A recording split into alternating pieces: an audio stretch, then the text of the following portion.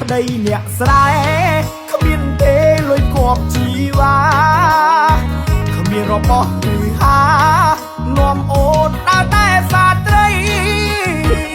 រូបបងអ្នកស្រែមិនអាចឲ្យអូនមានស៊ីវិល័យមិនអាចឲ្យអូនលុយឆាយទេស្រីដៃកាន់តែខ្សែក្របីខ្សែគោ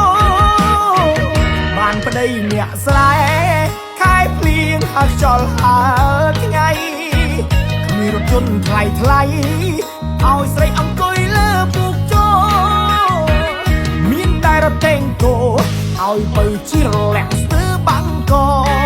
ធ្វើម្ដេចឲ្យអូនស្រួលណោះរួងប្តីក្រមានតែគេខ្មៅគេ